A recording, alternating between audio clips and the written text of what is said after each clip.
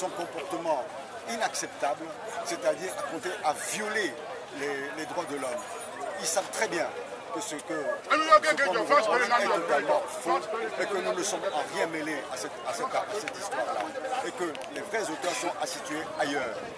C'est encore là, parce qu'ils ne peuvent pas, comme par le passé, nous assassiner librement, qu'ils ont trouvé cette solution, nous inculper, nous traduire en justice, nous faire passer devant les assises pour nous condamner à de lourdes peines. C'est le moyen, au lieu de nous assassiner, c'est le moyen qu'ils ont trouvé pour nous écarter de leur chemin et pour pouvoir asseoir indéfiniment leur régime vomi par le peuple.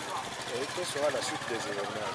La suite des événements, nous continuons à clamer notre innocence. Le président national, Jean-Pierre Fabre, est actuellement en France. Il ira en Allemagne, il ira en Belgique et il va demander, il va rencontrer les organisations des droits de l'homme. Il va toujours demander cette enquête internationale parce que nous tenons à ce que la vérité soit faite sur cette affaire. Mais nous n'oublions pas que nous avons des échéances importantes. Dans son discours, il a parlé de deux autres points, à savoir les élections locales et la présidentielle en 2015. Parce que nous sommes persuadés que le seul moyen pour pouvoir sortir notre pays de cette crise endémique, de ces mains qui transforment notre pays en un pays d'esclavage, ce n'est pas les élections, c'est l'alternance politique dans notre pays. Et nous sommes persuadés qu'avec l'alternance politique dans notre pays, comme il dit lui-même, gouverner autrement et gouverner ensemble. Gouverner autrement, c'est-à-dire avec ce qu'on appelle l'état de droit et que le droit soit respecté par tout le monde, de haut en bas. Et pour le 13 janvier, est-ce que vous avez... Le 13 janvier, nous avons demandé une messe à l'église Salem de Ramikopé, comme nous l'avons toujours fait chaque année. Tout à l'heure,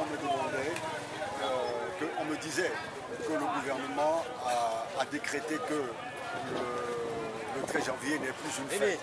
Je ne peux que m'en réjouir, puisque depuis toujours, nous avons condamné le face avec lequel ce pouvoir a fêté l'assassinat du premier chef d'État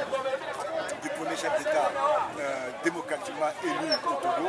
Et je précise que jusqu'à aujourd'hui, c'est le seul chef d'État qui a été régulièrement élu dans ce pays et qui a été assassiné, un assassinat crapuleux. Nous n'avons jamais fêté cet assassinat, mais nous avons commémoré et condamné cet assassinat. Nous continuerons à le faire et nous le faisons lundi prochain à partir de 9h à Salem. Nous invitons toutes les populations à venir se recueillir en la mémoire de Sylvanus Olympio, le père de la nation, le père de l'indépendance. Merci beaucoup.